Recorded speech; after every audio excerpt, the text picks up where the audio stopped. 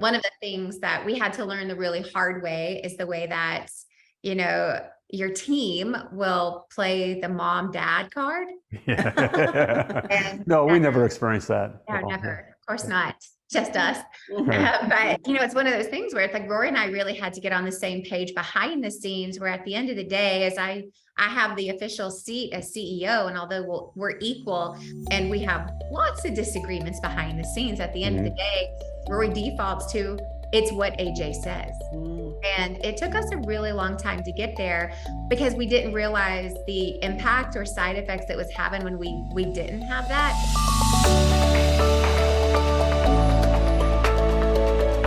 Welcome to this edition of the Couplepreneur Life podcast. Today we are joined by Rory and AJ Vaden, co-founders of Brand Builders Group and a super powerful couplepreneur. Well, let me tell you a little bit about them. Yes. Rory and AJ Vaden are 8-figure entrepreneurs and co-founders of the Brand Builders Group, where they teach experts how to become more well-known and better monetize their personal brand. AJ is the CEO of the company and recently partnered with the Center for Generational Kinetics to spearhead the renowned Trends in Personal Branding National Research Study. Rory Vaden is a New York Times bestselling author, Hall of Fame speaker, and has a viral TEDx talk with more than 4 million views. Check out that TEDx talk. It's a good one. Yes. Together, they co-host the influential Personal Brand podcast, which was ranked by Forbes as one of the top 10 shows in 2021. Their insights have been featured on Good Morning America, Fox and Friends, in the Wall Street Journal, Success Magazine, and almost every other major national media outlet. Their clients are people like Lewis Howes, Ed Milet, and Shark Tank's Kevin Harrington. Oh. Wow. All the way to early stage aspiring speakers, coaches, and authors. Please help us welcome Rory and AJ Vaden. Oh my gosh, I'm so excited. This is so fun. I know.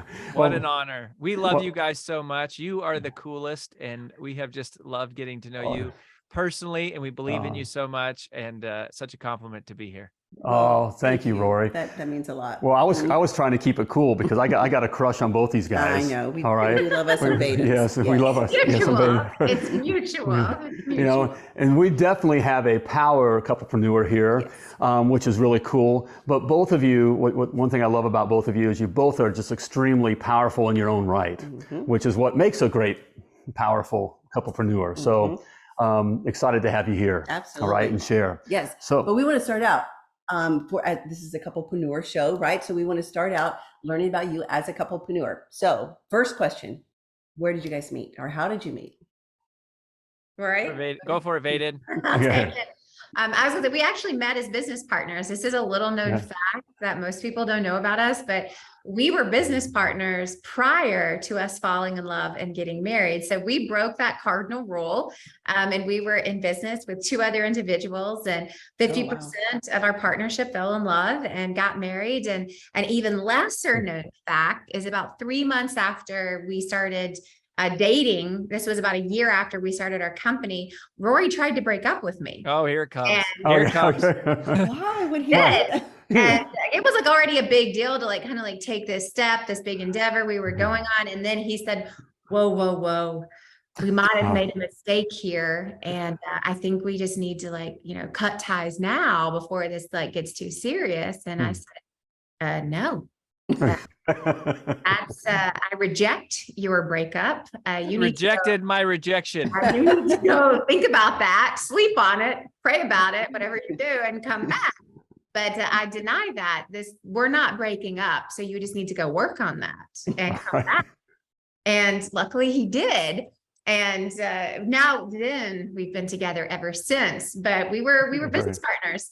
And fell in love and got married. And luckily, 15 years later, we're both married and still business partners. Still in business, definitely. That is a great story. Rory, what were you thinking? Yeah, exactly. What was I thinking? That was the stupidest thing. I actually was thinking about the company is what it was. I had nothing to do with AJ. I was afraid that I was falling in love with this woman and that it was going to create a massive conflict for the company. And as a leader, I felt like I had, the livelihoods of these people that had, invested in joining our startup, and that I had a responsibility to them. And that's what I was thinking. And, looking back on it now, I think one of the most powerful things that we've been able to do for the people who work with us is show them what a healthy marriage looks like, and a healthy partnership and trust, and the ability to,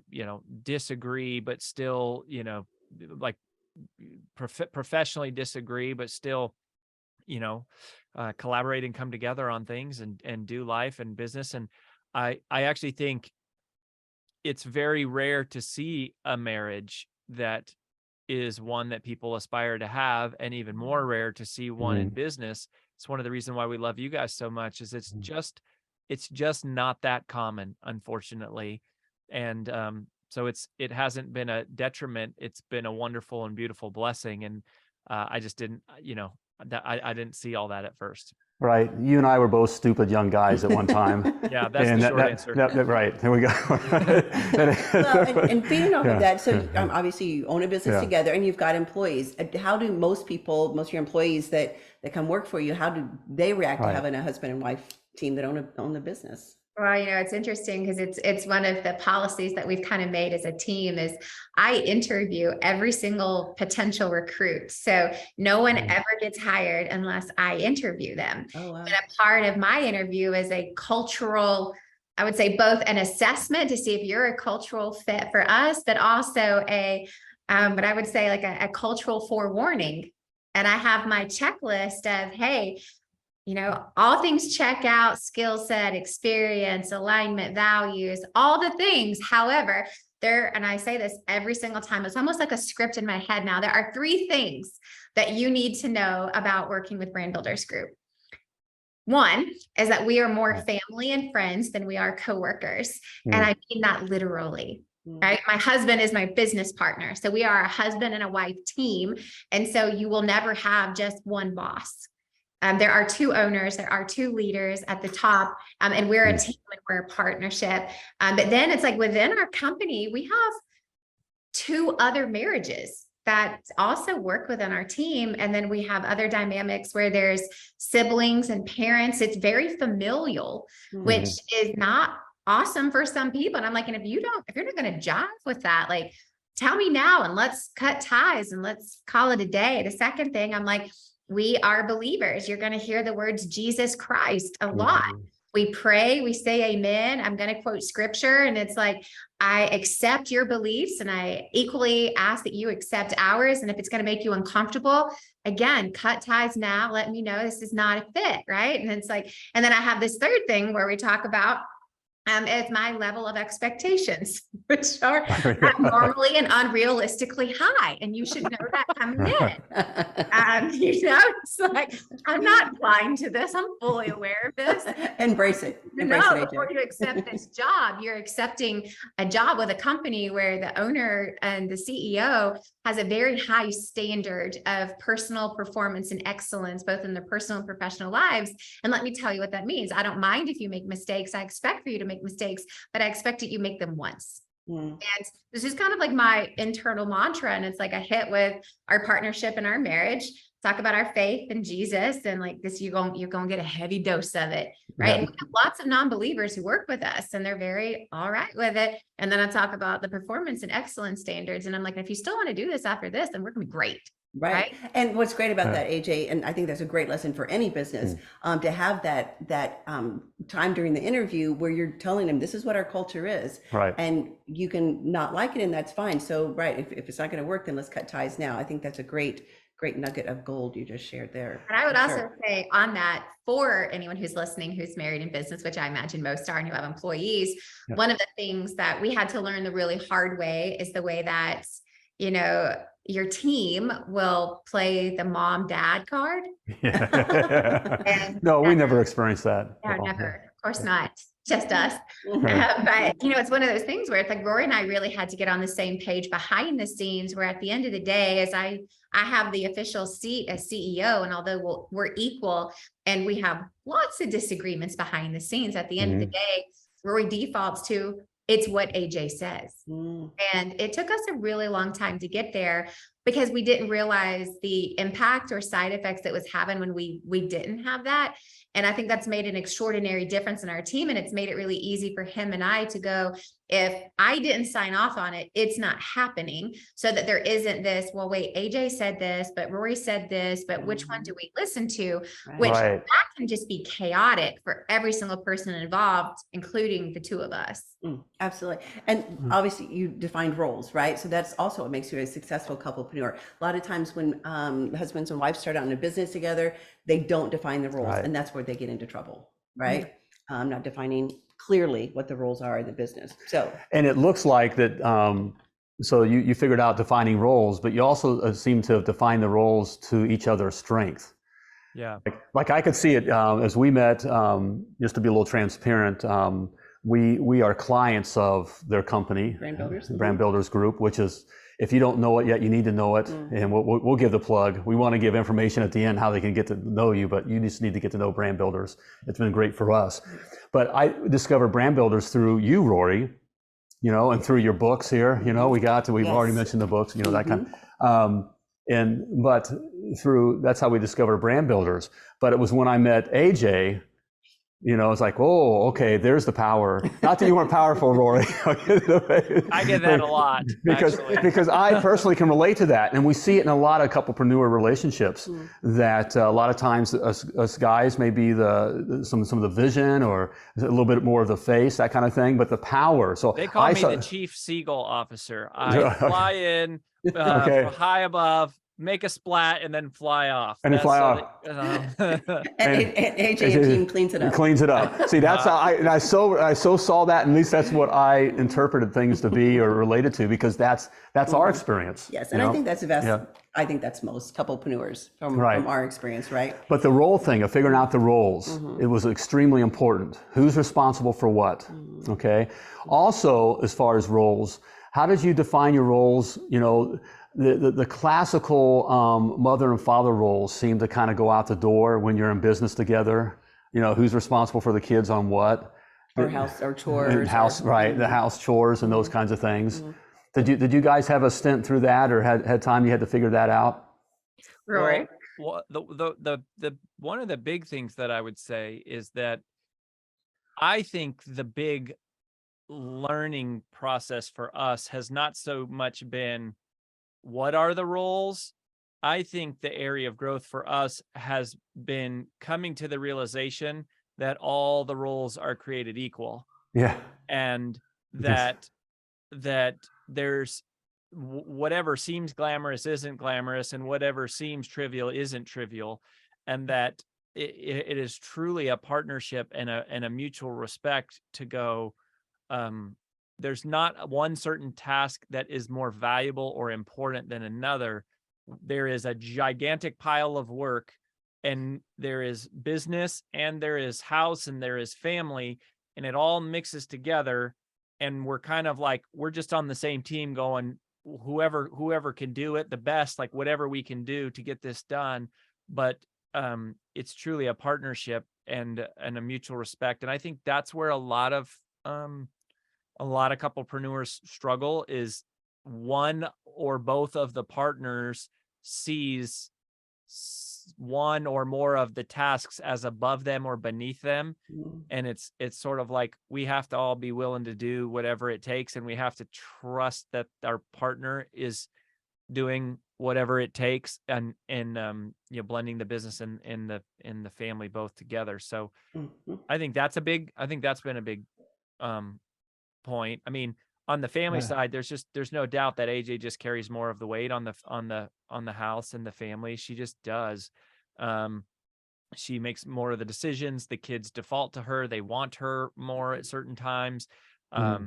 When I step in and make decisions, it often eradicates a perfectly functioning system and blows it up, and like it makes it worse. So I think, very much, especially on the personal side, I have defaulted to, how can I help? So it's not that I'm absolving myself of responsibility, but I'm not stepping in and making decisions and making sort of proactive, setting the direction on things.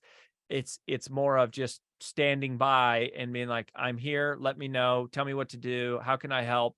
I'm here to make life easier for you. And that seems to have worked the best of, like that seems to work pretty well. Well, I would say it's like, I think one of the things that, you kind of mentioned earlier, it's like, who's the best suited to do something. And I think that's actually something that we've kind of absolved of going, it's not someone who's the best suited, it's just who's willing. And available. Who's willing and available. That's the reality, right? Right. And it's like, there's plenty of things where I am not the best suited to do this, but I'm a willing participant who will get it done. And I think we've all had to learn to go, we have to be okay with 85% or 90%. And I have I would say type A perfectionist OCD personality, where that's been a really hard lesson for me. Sure. It was easier to do when I didn't have these two tiny humans. Right. And it's like, there's just more time, and now there's less time, and it's created an enormous new wave of patience and acceptance of it's good enough. Yes. It's good enough. And that has been a huge learning lesson of it's good enough. But then I would also say to anyone who's listening, we haven't been afraid to get help.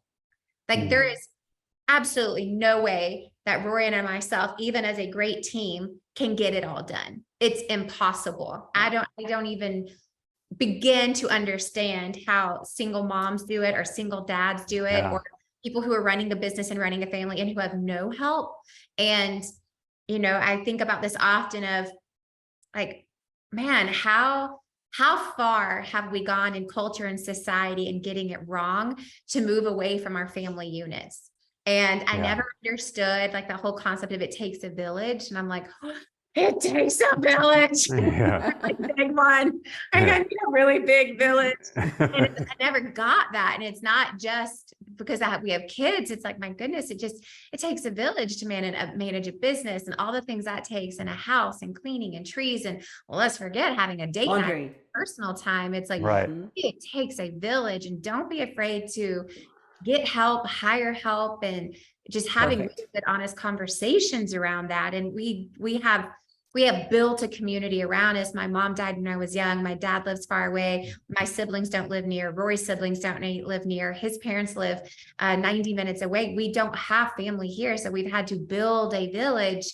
But it's like, so don't be afraid to hire it and to invest the money, because it's an investment. It's not it's an investment. Absolutely. And I would venture to say, you would say hire it even before you think you need it, right? So you're not playing catch up. I think that's high. That was something that we did not do in the beginning, because I could do everything. I'm the best. And you mentioned type A personality. Yeah. That's no one can do it better. No one can do it better. And you weren't going to, let go of it. Yeah. And so AJ, I'm sure that's the same. One thing that you said, Rory, which I really want husbands to hear, is to normally the wife is the one who knows what's going on in the house and all those things. If the husband would just come along and say, babe, what can I help you with? Because you guys just don't see it, right? Typically you don't see the basket of laundry. You don't see, whatever, right? But just to come up to your wife and ask, what can I do to help? And then wives, give them something to do. If they're going to ask, then don't take on, well, I can do it myself or whatever. And then when they do it, let it be fine the way they did it. If they didn't fold the towels with the exact right folding, the three, towels are supposed to be folded. But I'm getting it down, sweetheart. I'm getting it down. Not to be specific or anything. I was raised by a single mom, and my mom used to have this magnet on the fridge. To this day, I remember it. And she used to have this big magnet on the fridge, and it said, "There is no such thing as Mr. Right. There is only a Mr. Trainable who after enough years becomes Mr. Okay." I was like, I'm learning. Okay, I am not observant. I don't follow hints. I don't pick up cookie crumbs. Like I have to just be told literally, and I would prefer to just be told literally, explicitly what you want done, how you want done, and trying to interpret it. Or when a woman doesn't verbalize her expectations and instead hopes that I will figure it out myself, see what needs to be done, have the confidence to step in and do it, and then do it perfectly in the way that she would do it, that's where there is conflict. And so it's better to just like I just make it explicit. I love, and then for me, my role is to ask. I mean, that's the part that I figured out is like, oh, I have to ask and say, what can I do for you? Like, what do you need done right now? That's what I had to learn to do too, Rory, was, as I started out, I'm kind of a guy's, from the old school guy that, a woman does this and the guy does this. I got the outside, I got the lawn, you got the inside of the house kind of a guy. But when you're in business together, that goes out the door, because she's working, 12, 14 hours, 16-hour days or more when we're starting out as well, right? And is just as tired. I had to learn that, I love how you put it, that that it's not that one's better than the other. It's just like who's available. I love that, and I had to learn to come down and just ask, because I didn't pick up on it either, Rory. I couldn't pick up on her cues. Didn't you see all the laundry there? No, I didn't see all the laundry there. I didn't even notice it. Yeah, the laundry could be there for 2 months. It will not bother me one bit. But asking. But as much as, and I think Rory has really done an amazing job of like, how can I come along and help? But I think it's just as important for the wife, the business partner, to explain when you need help. And I think it's often like one of those, we just carry this like silent burden of, we have these like silent expectations, and it's been a 15-year evolution of our communication of going, I actually have to verbalize when I need help. And it's like, when I ask, I always get it, but I need to ask. Yes. I think women struggle with that a lot, because it's like the mom guilt of, I should be able to do it all. I can do it all. And then you get trapped in the like, well, I have to do everything myself. Why is no one helping me? And that's a really tough thing to be willing to ask for help. And I think it's probably just maybe because more women have higher capacity than us guys, and us guys are quickly to go, yep, I can't do this all. I need to call somebody. Like I need a specialist to come in here. But to be as the husband, to be that person, to step in and be like, what can I do? Yes. And AJ, correct me if I'm wrong, but that if your love language is acts of service, I mean, that's the most sexy thing ever. Him taking out the trash, that's the best thing ever. That's sexiness to me. Yeah. Doing the dishes, right? So, here's a hint for the guys. I'm pretty sure every woman's love language is acts of service. Right. Like it's at least on there, even if it's not the top one or two, the primary, right? Yep. So if you guys would just get that, your lives would be so much easier. It really would. So, okay. One question I have for you guys: we hear this all the time from couplepreneurs. How do you leave work at work and family life and home life at home? Yeah, that's kind of like the old age question, right? And I would say we've kind of evolved to the point of, now we have working hours, right? And we've become very disciplined for the most part about, like, we really do try to cut off at 5:30 on most days. And it's like, and then we transition. But one of the things that we've really just become accustomed to is that our work is our passion. Our work is our hobby. Our work is our purpose. And it's not something that we're forced to do. It's not something that's punishment to do.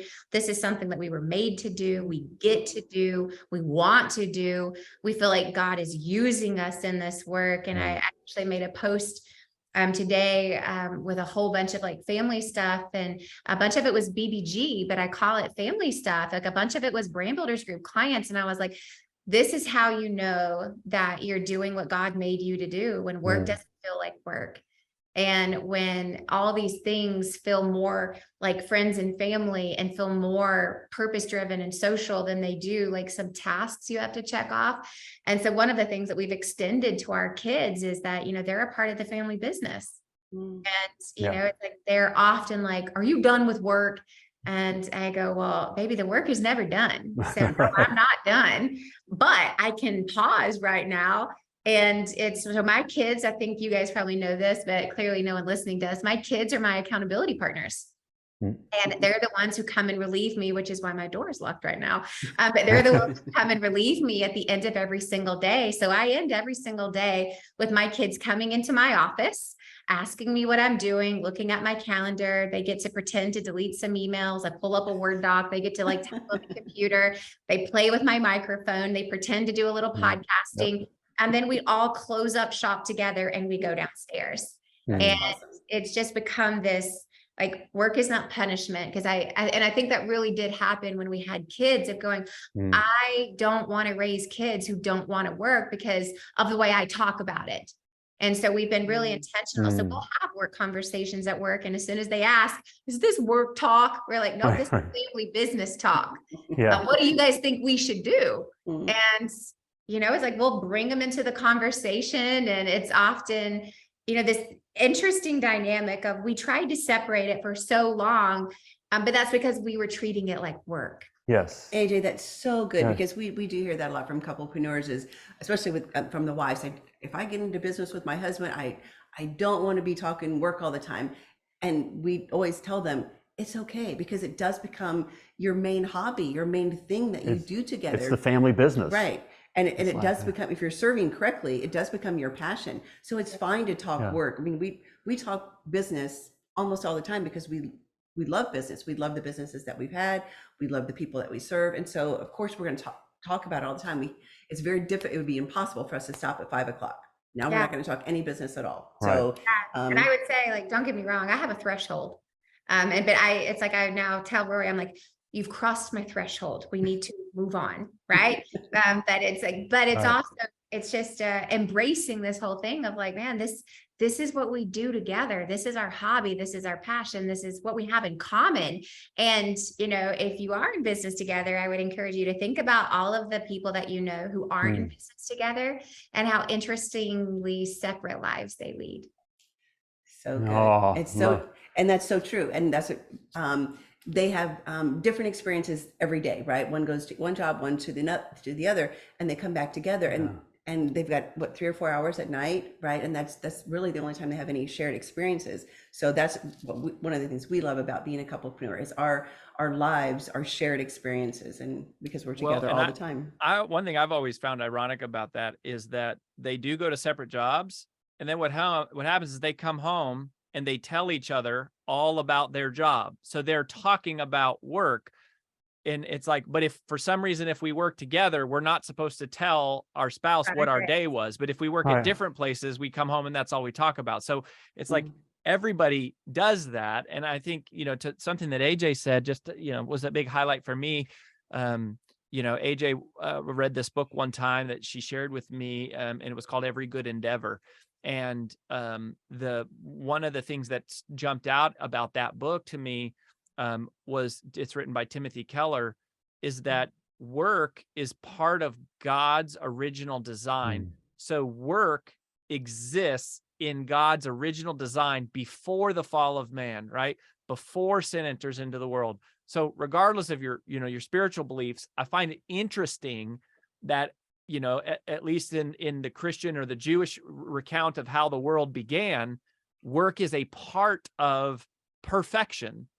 And I have found that to be true, because there's no level of money, there's no achievement, there's no possession, there's no status or title that you can pursue that eventually doesn't wear off in terms of its significance to you. It's, when you're chasing success, you're just moving the goal line and always to have a new goal, which is fine. I think that's okay.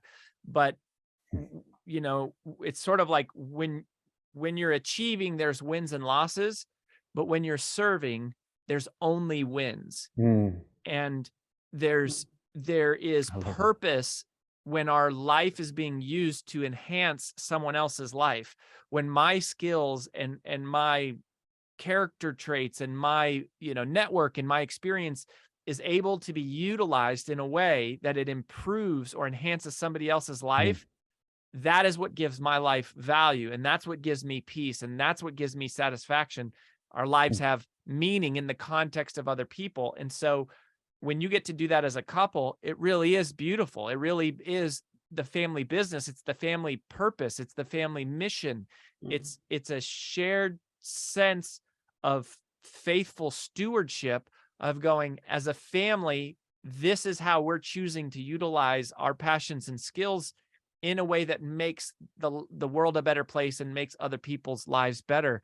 And that's a beautiful thing and a blessing and something to be proud of and to share and be excited about doing, and not to be constantly trying to avoid and cut off and get away from. Right, on some sort of time clock. So everybody, Rory and AJ just gave you permission to not have to separate work and life, right? And that's so true. And they've been doing it for quite some time. We've been doing it for quite some time.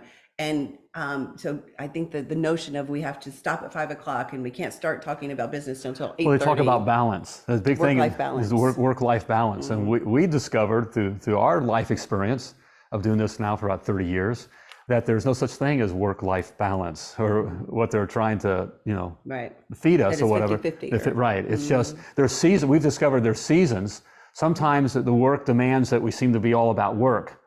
And other times, we're all about family, and we kind of get lost in the family, and it's like, we feel guilty about that. We don't feel like we're working enough, but it just goes back and forth. Yes, absolutely. Okay, I have a question for you.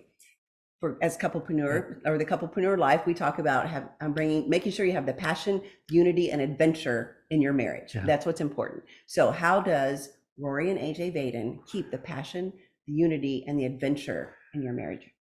Well, I can speak to the adventure one, because I drag him around and make a whole bunch of things that he never signed up for. We were recently on Redo This annual planning retreat with another couplepreneur that we're friends with. We've done this, I think, 7 years in a row. Oh, wow. And I just accidentally let it out of the bag, where it's like my key for most all adventurous things in life, but I just sign him up and don't tell him. I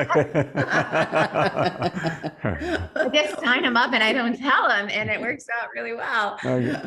What was the most adventurous thing that you signed up for? Oh, let's see. Tell him. They all, unfortunately, have resulted in some sort of Rory Vaden injury. I get injured a lot. Yeah, a lot. Actually, I would say one of the most memorable and hilarious would be, we've been really blessed and really fortunate. We've just been given the opportunity to travel and to see a lot of the world. And it was always a childhood dream of mine. And we just feel so blessed that our work has allowed us to do that. And I had this bucket list of all these places I wanted to visit. One of them was the Great Wall of China. Oh, wow. And so, it's very far away. And you get there and you would think I'm type A, I'm very detailed, I'm very organized. I would have done a lot of research in this plan, but I was like, it's a wall, you drive up, you take some pictures, you leave, China.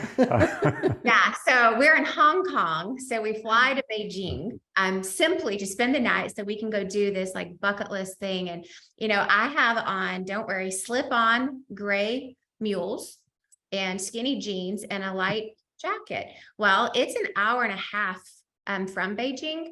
And when the driver picks us up, he speaks no English. We have a business card with 3 words on it, like bathroom, water, stop. That's it. That's all we get. So this is 90 minutes away. And the further we drive, we start seeing snow and ice. And I'm like, where are we going? And it gets into the woods, and now it's in this weird remote village, and we keep going. And where's the wall? We get there and there's no wall. And I'm like, what is this?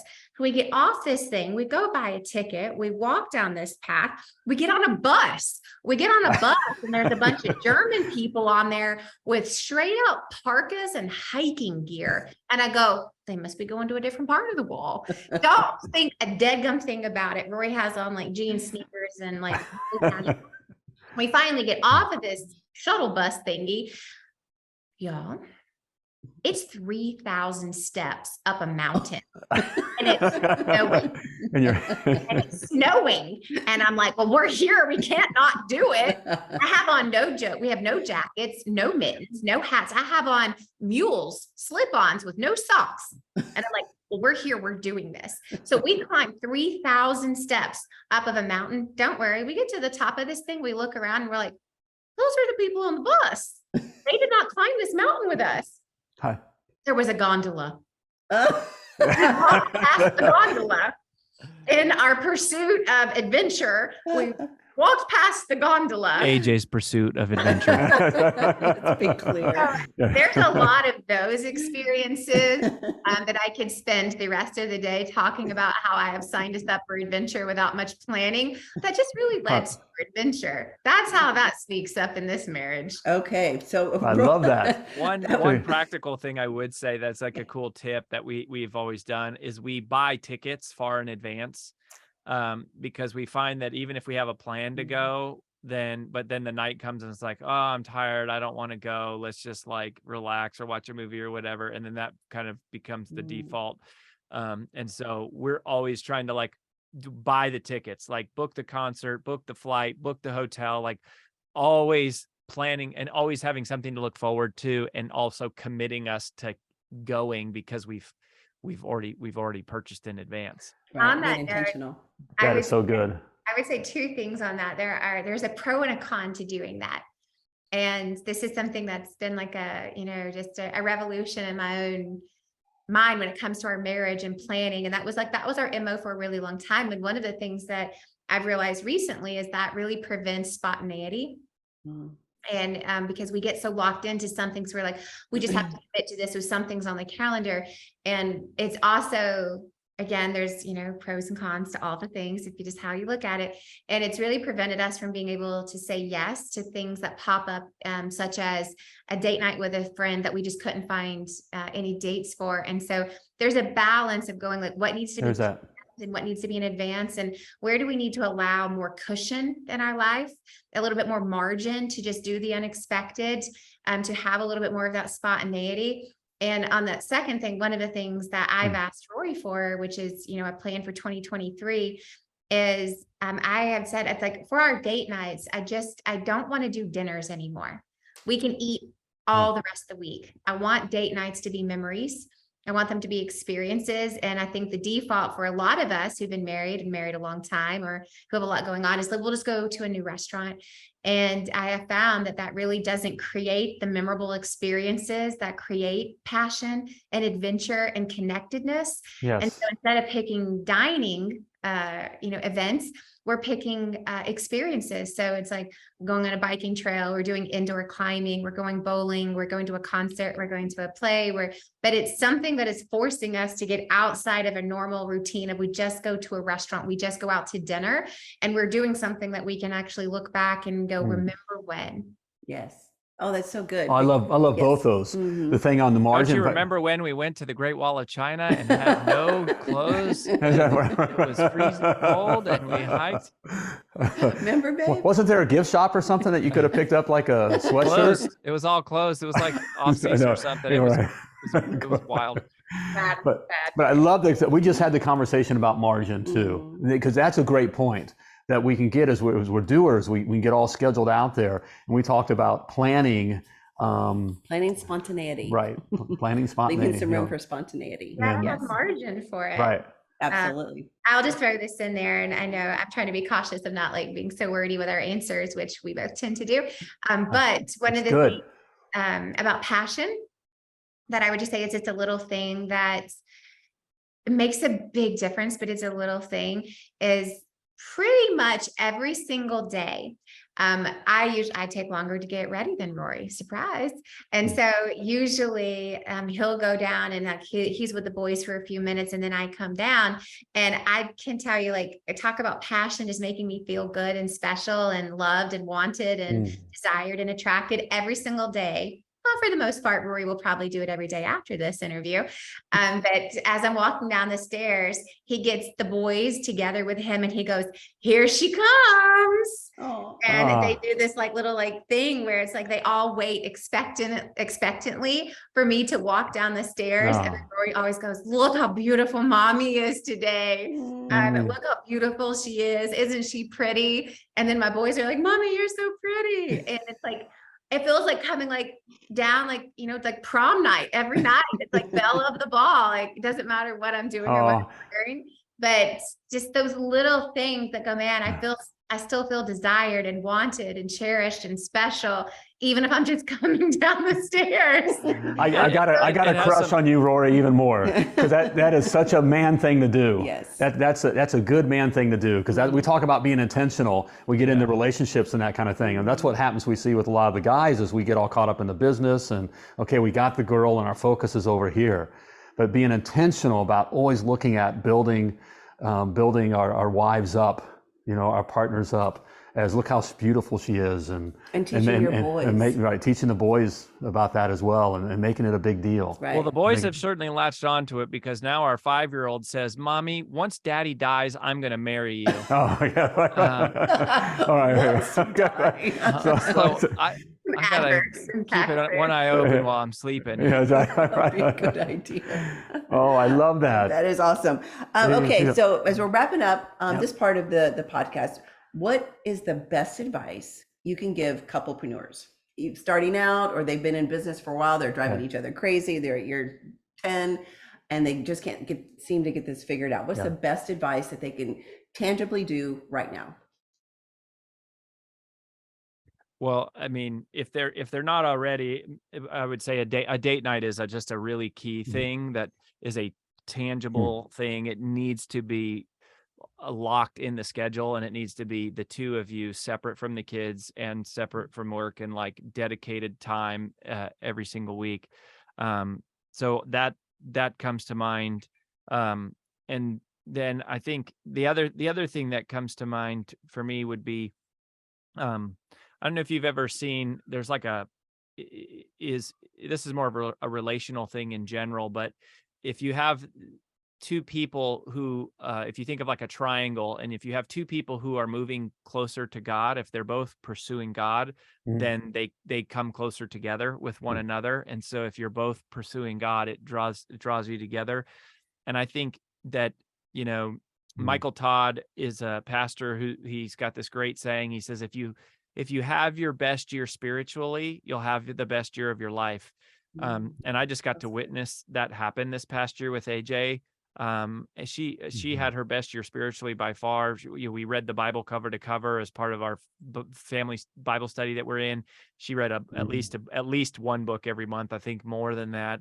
And that really makes a difference, because it's hard, right? Like, building a business is hard. Having kids is hard. Having toddlers is madness. Like we've been doing a startup with 2 toddlers in the middle of COVID, like just after moving into a new house. It's been a really difficult season. And so I think, having that perspective is really important. And I think that's a really big part, at least for us. Date night for sure. Mine would be accountable community. And that's something we've doubled down on this year. And it's finding community that will not allow you to be a lazy partner or a lazy spouse. And I've, again, been really blessed to have community this year where it's like, divorce in this community is not an option. And I need that community. I need a community who will not allow me to vent about my spouse. Yeah. It's been so helpful to catch myself in my tracks of going, man, I'm going down these negative thought patterns. And I need that. Like I need a community that supports us, that knows us both, that knows our children, that knows who we are, and who's willing to put their hand up and go, that's not allowed here. That's not tolerated here. That's not what we do here. And so finding accountable community that you can really do life with, as a couple, as a family, but also, it's like the women have a women's thread and the men have a men's thread. And then we all get together every single Sunday. And our kids do too.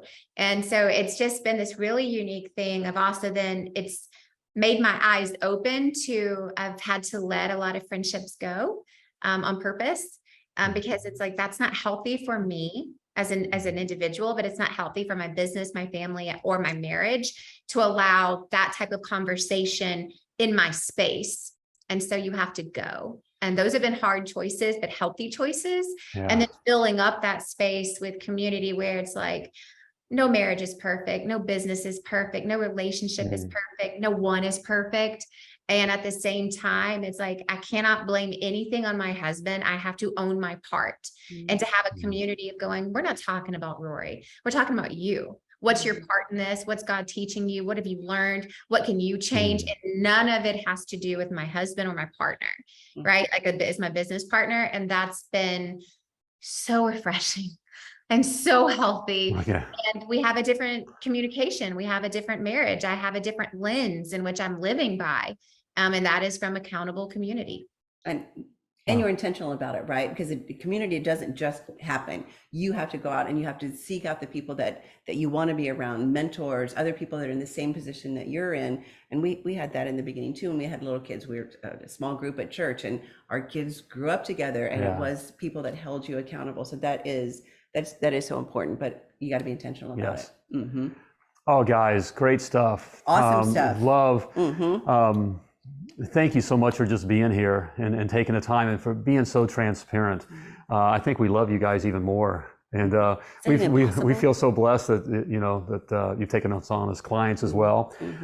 Hey, for you that are listening or watching here, you've got to check them out. In fact, yes. I do have your book. I had to bring these books down here. As we mentioned, Rory's a best-selling author. All right, if you haven't read these books yet, you've got to read the books. I'm doing the push, Rory, because these books have changed. Take the Stairs. It's great stuff. Procrastinate on Purpose. Love that. I know you love that. That's your favorite. Yes. All right, but also a Brand Builders Group. How can someone get in touch with you guys or to learn more? Learn more about you guys. Right. Sure. Yeah. So we help mission-driven messengers build and monetize their personal brand, right? So we help authors and speakers and coaches to reach more people and become more well-known and just make a bigger impact. So that's how we obviously met you, and work with some really, really well-known clients, Ed Milet and Lewis Howes and Amy Porterfield and Eric Thomas.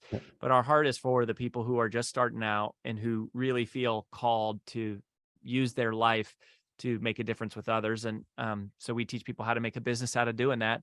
And if you want to learn more about that, you can just go to freebrandcall.com/couplepreneur, freebrandcall.com/couplepreneur. And you can request a call with our team, and we'll just want to chat with you and get to know you a little bit. Perfect. And we highly encourage you. Highly. Great team. Their hearts are big. We can say that. Yeah, you have some big fancy names that you work with or whatever, but I can tell you it's not being one of their fancy names. You get just as much of attention and love and care, and it's great stuff. So please, take them up on their free call. So absolutely.